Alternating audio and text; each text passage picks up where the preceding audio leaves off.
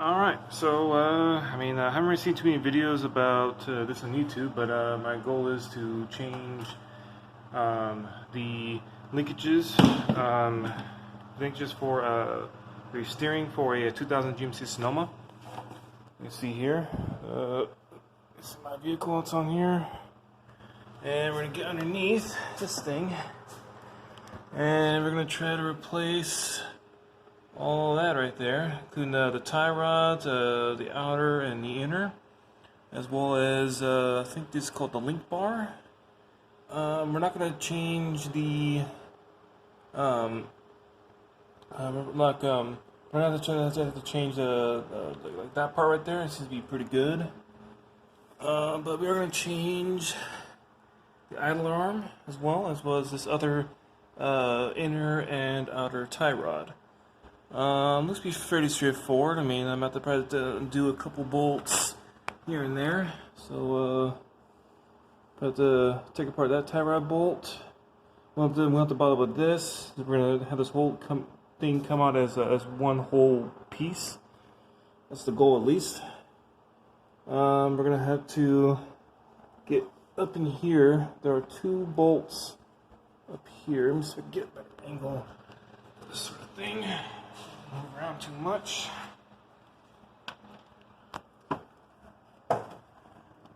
There are two bolts. So sorry, it's a little upside down, but this is here the tie rods are at. And if you look at it right here, follow this. This is not a bolt. This is like this is just part of the idler arm. But there are two bolts that are securing it. One right here. And there's one further up here, so you can see that. Move this out of the way. Yeah, so there's the other one right there. Find it. So, as I remove them, come on, adjust already. There you go. There's the other one. It's right there. Alright, so yeah, so they remove those two.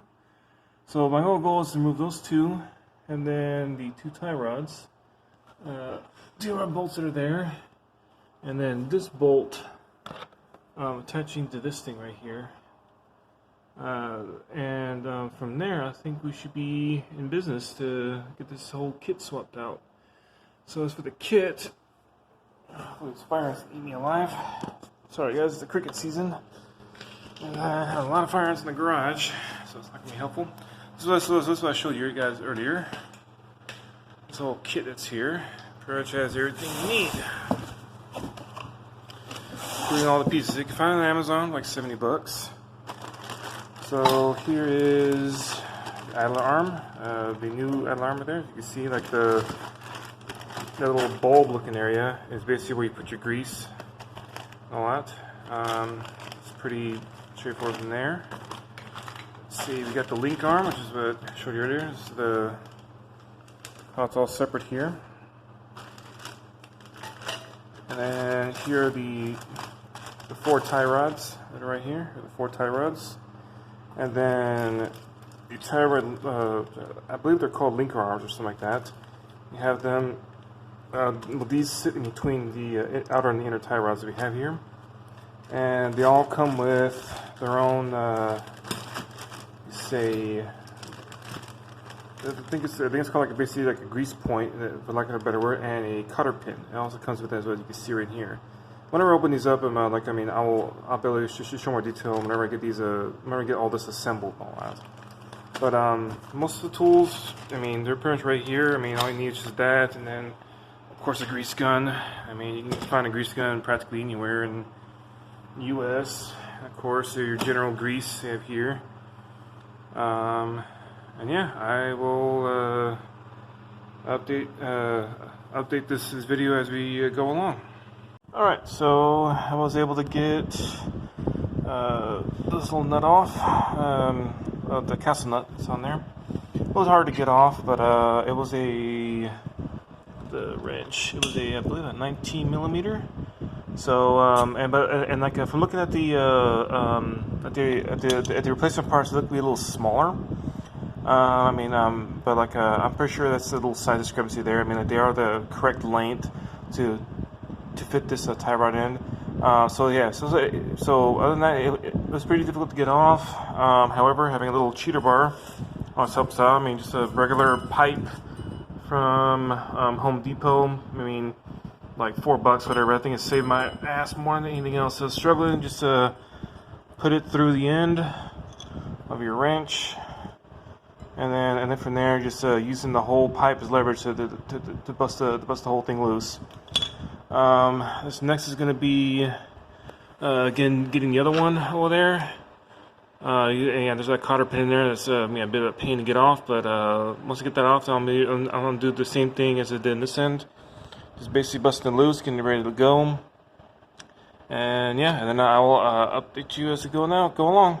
All right, so this is how you basically use a cheater bar. You basically get a bar. It's about like, you use your cheater bar right here, and then it's hollow. That way you can then slip it over the wrench. See right here. Once you put it all the way through and all that, you use the entire length of your leverage to really get extra oomph to bust it loose. And if you're new to mechanicking, leverage is usually the name of the game for being able to get around most troublesome parts just won't bust loose. And once you do that, it was very, very easy to get this thing loose. Whereas if I was just using only the length of the wrench there, it would be way more difficult. But once this thing is loose, I can then I'll go along and remove it. Alright, so next up on the list appears to be the idler bar.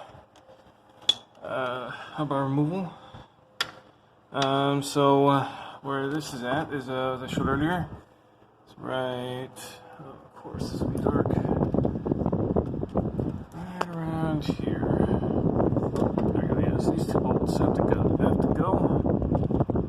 This one, come on, what's the shadows? So this one right here, this right here, and one right there. They both appear to be 18 millimeter. And this bar touches this thing. This camera's not really helping at all about this, but it touches this thing, and this runs to the rest of the linkage that is involved in this whole assembly. So they weren't all that difficult. It wasn't all difficult to bust that one. Bust that one next. After that, once those two are loose, then I'll be able to get this thing removed. After that, so off to the next. Alright guys, so in the process of trying to remove this thing, it appears that there are a couple of additional more bolts in here. So, you see right here, this is the whole thing here, where it's mounted at, and then that whole little thing there, and I was trying to take off the little nuts off this thing, and I was just spinning and spinning. As it turns to find out that, look a little bit up here, that there are two holes here. You can see there is a bolt head in there, going in there.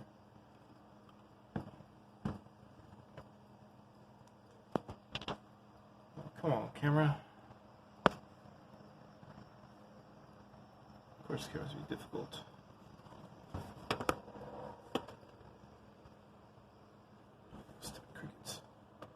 Alright, so let's try to find this thing here.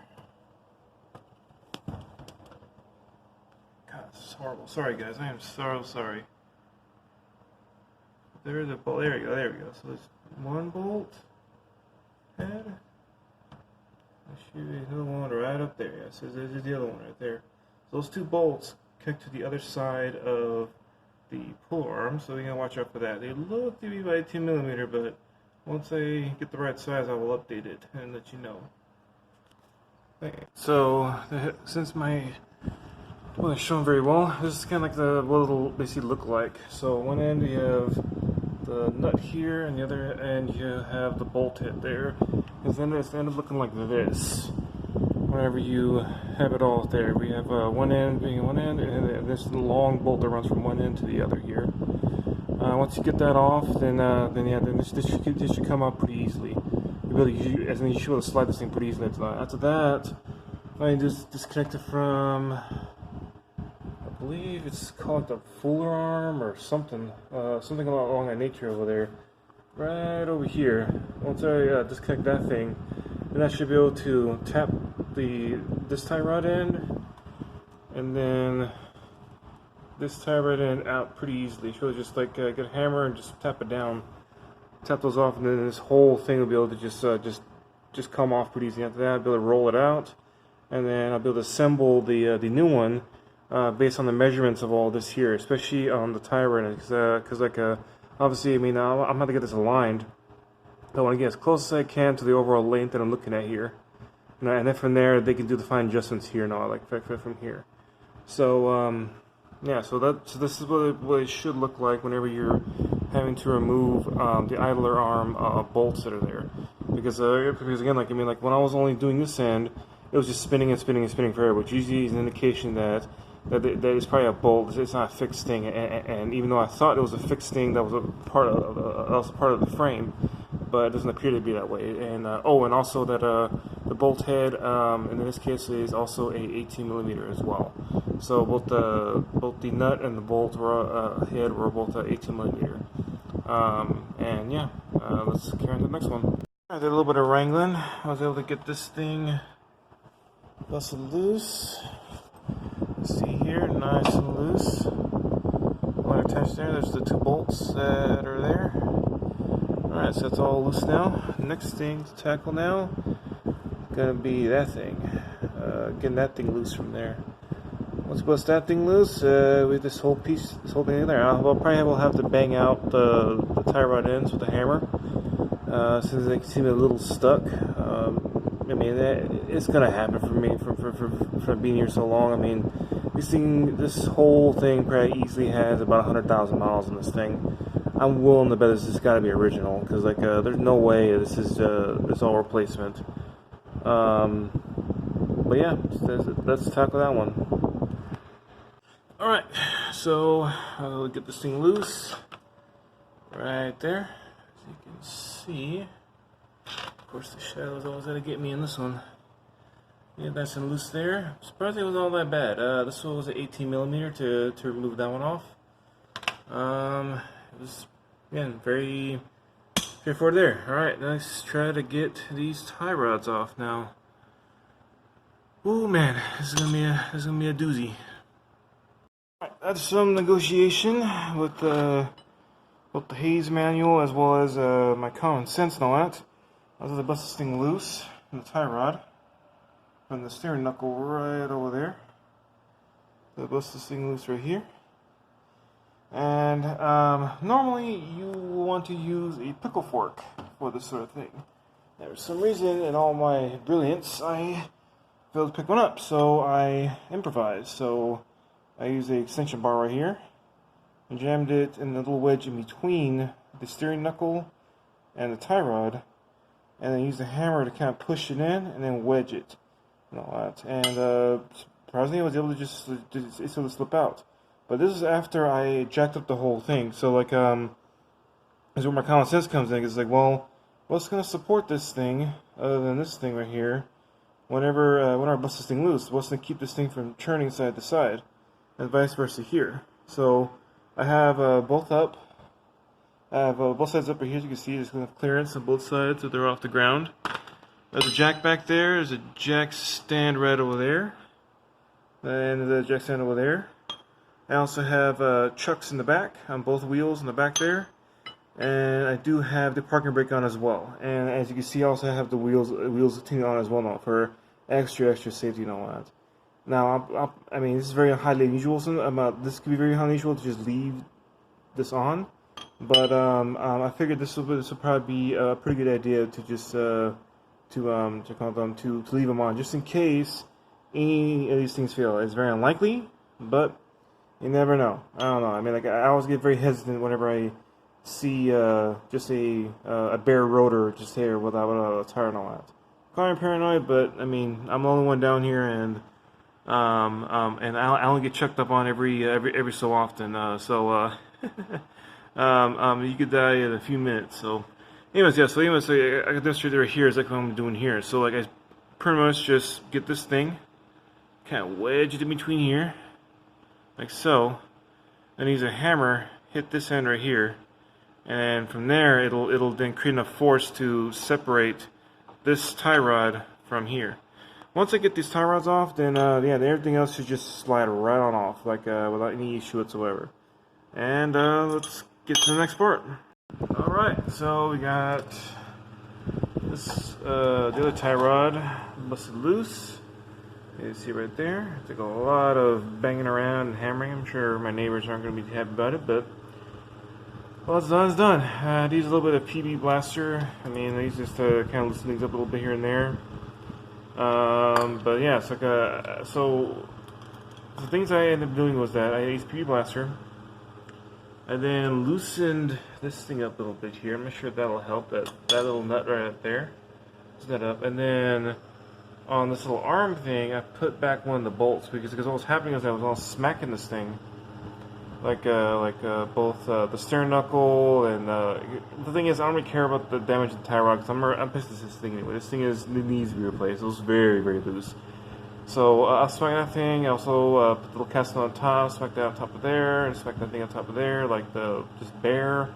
I was trying to find anything way to get it going, but what was happening is when I was smacking it, this whole thing was also moving as well because it was also loose. So I put back one of the bolts just to keep it in place, also keep a little bit of a backward force. So whenever I smack this thing, the force doesn't just go all the way through and then just be dissipated here. It'll allow it to reverberate back to the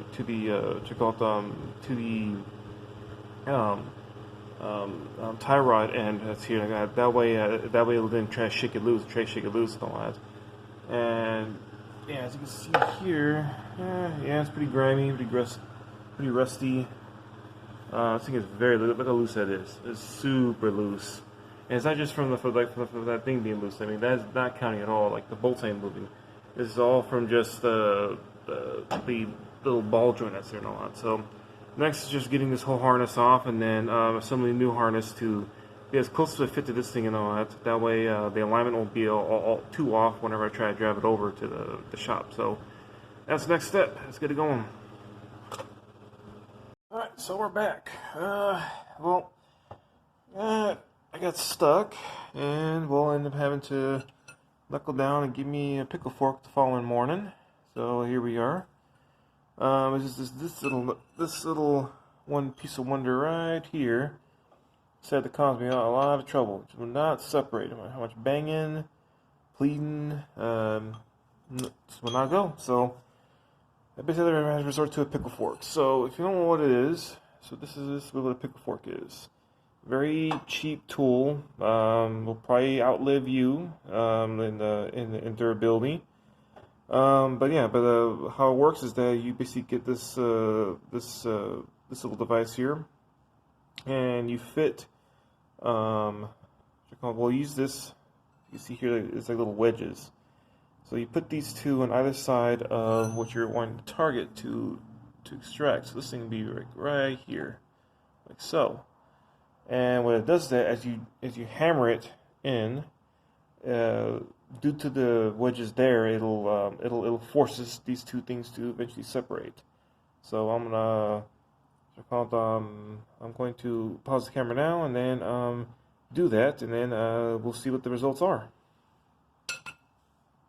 Alright, we're back. So this thing finally busted loose, and it was not going down without a fight.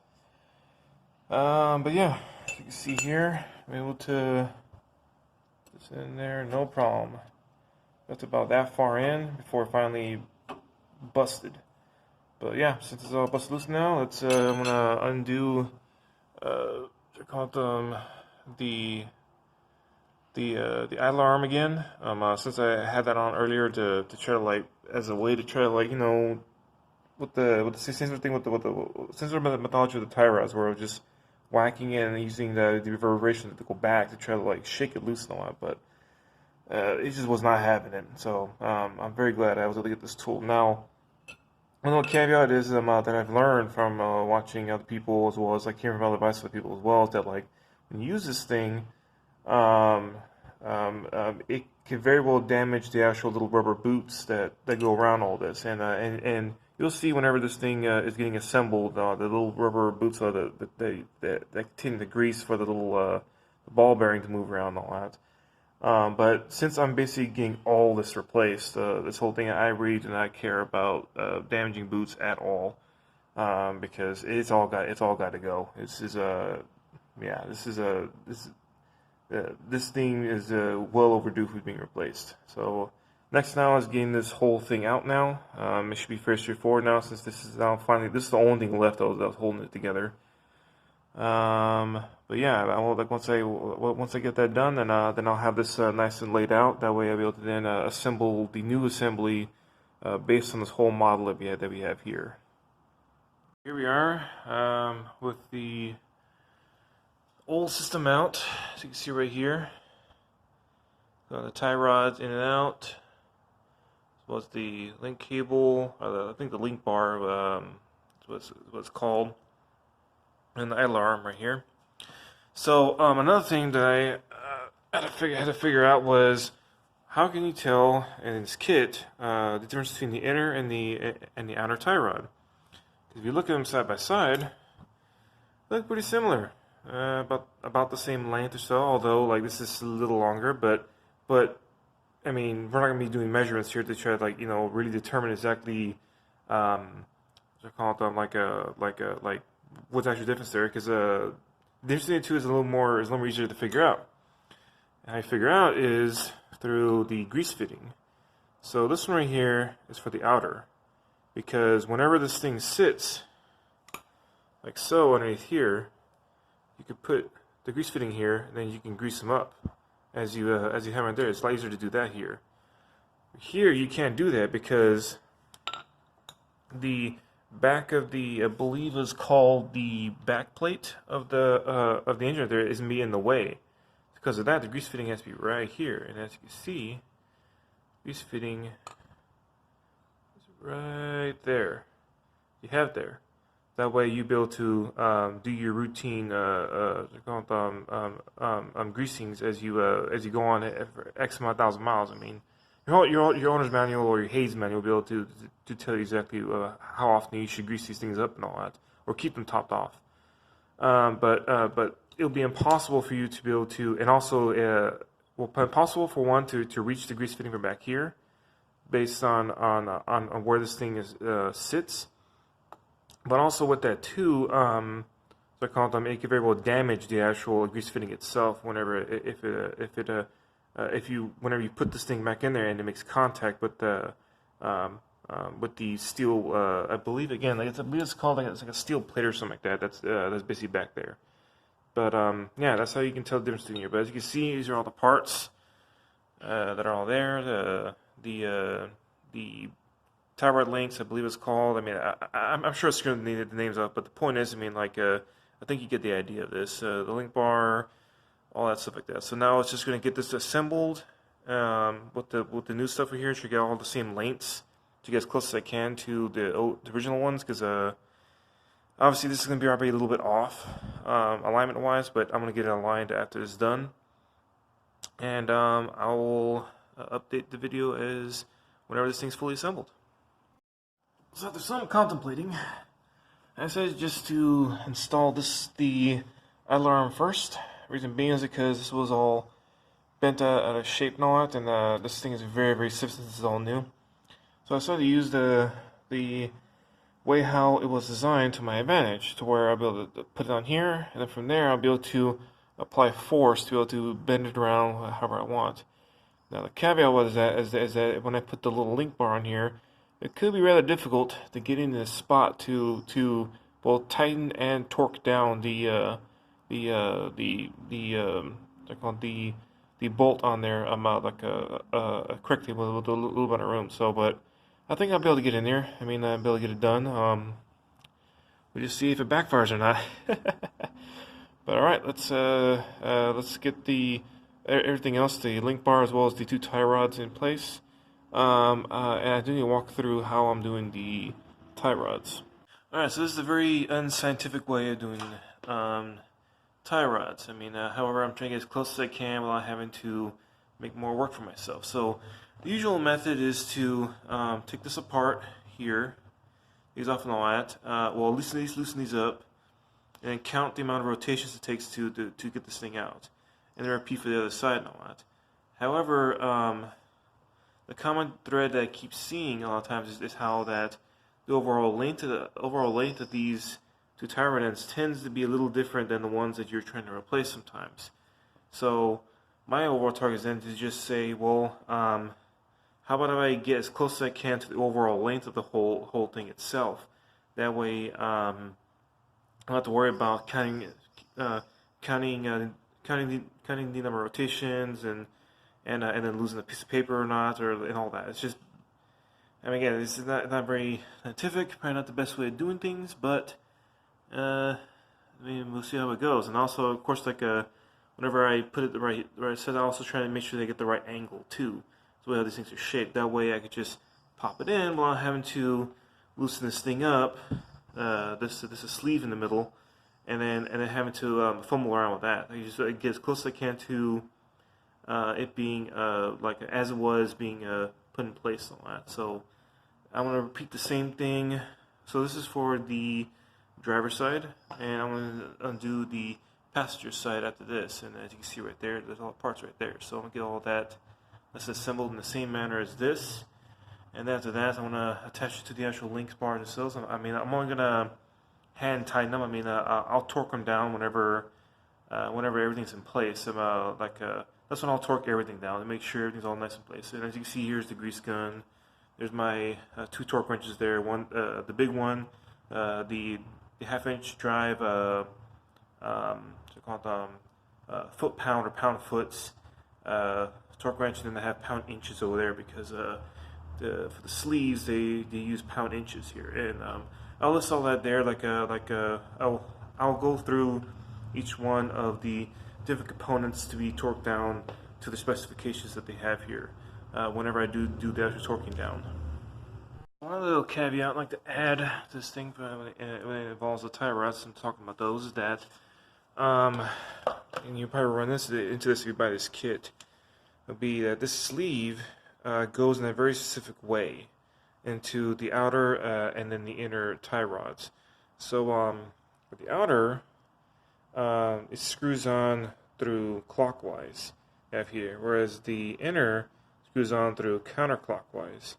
And if you try to thread the tie rod end into the wrong end of the sleeve, you obviously feel it just not grab correctly at all. Like it just will not grab at all. So if that happens, do not force it, because then you'll ruin the threads, and then you'll probably have to go get either a new tie rod end or a new sleeve, one or the other, depending how much damage, probably even both. So just to avoid having to worry about that, that's another thing you have to basically watch out for. And it's just as a way to just so you only have to do this once instead of having to do this twice. So that's the thing I like to add to this as I'm continuing along with this project. All right, so guys, assemble. This is about as simple as we're gonna get before we torque everything down. Let's see it there. Tie rod ends to the link. So then go to the idle arm. And and from looking at the Haynes value, I was around myself. This is for the pitman arm that we're gonna deal with, which we were dealing with earlier, which is wouldn't bust and all that. So have on there. These also appear to have cotter pins in both of them, so that's interesting to deal with. Yeah, let's see how well this thing fits in here, and once it all locks in, and then after that, just simply torquing everything down, and then off to get it all lined. I was able to get that hand fitted on there. You see right here, it's all nice and fitting, looking good, fitting on there good. Now, one little thing I had to adjust was this little idle arm. And it's so crazy how precise these things are nowadays, where there's not much of a room to screw up on. So initially, I had this thing already kind of a little firm on there, not torqued down, just firm. and and what was happening was that this bar here was just not lining up with the hole at all. No matter how much I tried to play around with it, or try to adjust it, or try to do anything, it just would not line up whatsoever. So I went back to the original ones, and it's a good idea to always keep your original parts until everything looks good and you have everything torqued down properly and all that before you call it a day. So I looked back at the original parts. Let me show you what I found on there. So on there, noticed that there's this little bend you can see right here, little bend right here. And this thing was what screwed me. And what happened was that it gave this sort of fitting the wrong angle to fit on here. And so what happened is that I looked at it more closer. I was like, okay, well, so this side's clean. Look at it, looks perfectly clean, all that. So this is what made contact with the actual vehicle itself. Whereas this side is where the bolts are at. And what was happening was that I had this backwards. I had this side facing the vehicle, and this side facing the bolts are fitting right here like that. So what happened was that I ended up undoing that, and then I flipped it back over again, and then I secured it. I resecured it back on there onto the vehicle again, and from there, it fit. As you can see, as you see over here, it lines up perfectly, perfectly fitted as it should be, all right there. Okay, so now, I guess what's next now is going to be torquing those two things down, or at least having them a little more tighter, a little firmer and all. And after that, it's me fitting on the tie rod, the tie rods on there. After that, and then once I get all that fitted there, yeah, then it'll be torque time, and just going through, getting all torqued down. After that, it's then getting all the fittings, so the grease fittings. So, that's another thing too. I almost forgot to explain. So, again, it's also very specific. The fitting should fit should point down, or at least point over here. If not, it'll be on the other side for your grease fitting. And if that ends up being the case there, then it's going to be hell for you to be able to snake the tube around and then get into the proper place there for you to put your grease, well, your adapter onto there to then putting grease into this little joint over here. So, and this is the case for both inner tie rods. So make sure that is also like pointed in the right direction. I mean, it's a lot of little orientation things you have to get right. That'll prevent you from getting screwed over from once everything's all done, because again, you don't want to do this like multiple times. I already had to do this little idler arm like a few times already, and it gets old after a while. having to take these take the part off and then put it on wrongly. But anyway, so I'm gonna I'm gonna tighten this down a little bit more. Then I'm gonna try to fit the tie rods in there. Then after that, I'm just gonna bolt everything in. And then once I bolt everything in, I'm gonna get make sure all the fittings are on there, like this little fitting for the outer tie rod and all that. And then all grease fittings in there, and then grease everything up, and then take it over to the shop. Alright, and it looks pretty good. Tie rods are in, both ends. Have over there. There's hand tight right now, like the bolt wise. Now, I mean, after the little final inspection I have going on here, everything looks pretty good. I'm gonna put the grease fittings on, and after that, I'm gonna torque everything down, and then I will walk through each specific torque measurement here. So let me get the Hayes manual. Alright, so here's our trusty Hayes manual. It has all the specs we have going on here. So it's a little difficult to read, and this is the cover of it if you're looking for it. So Chevy S10s, GMC Sonoma, Hayes manual, and there's basically like my vehicle on here. So it breaks it down into two things. So there's a 4-wheel drive model, and then there's two-wheel drive model or so. So you can find this thing correctly in here in the front. So this thing is a little, again, tricky to read, but once you get it right, you get it right. So most of these things are for the control arm, control balls, amount that you have there. So this is like this is what you'll find like basically like in the steering wheel. I mean, you'll know if you own this manual. So according to this thing, see the idle arm, the frame, which is what we're looking at here. So it's going to require 79 foot-pounds, what the unit appears to be, foot-pounds of torque on there. For the, let's see, pitman, we're not dealing with the pitman, but dealing with the pitman to relay rod, which is what that is up there. That little bit up there. So the pitman is this thing right here, and then it's the relay rod right here. And the relay rod, CP on the relay rod is going to be 35 foot-pounds we have in there, so it's not too bad. Okay, and then after that we have the tie rod. So tie rod, relay rod. So this is for your inner tie rod. This is going to be 35 as well. And then you have the tie rods themselves, which should be, let's see, lower arm, ball joints, control arm, lower control arm, ball joints. Let's see, steering's on there. I believe you could probably get away with tie rod, the steering knuckle portion. Even though it's four-wheel drive, sometimes you have some weird stuff like this where it'll just say that, but it appears to be 35, which sounds about right. For even though it says four-wheel drive, I mean, I'm not seeing any other tie rod thing going on here. So yeah, so that appears to be that right there. So it'll be also 35 as well, and that's what I'll do. And again, it sounds about right for the tie rod, the steering knuckle, which is going to be that part right there. So 35 on there, and then this thing right here, which is going to be the adjuster, is going to be 168 inch-pounds. We're going to be using 192 inch-pounds that we have in there.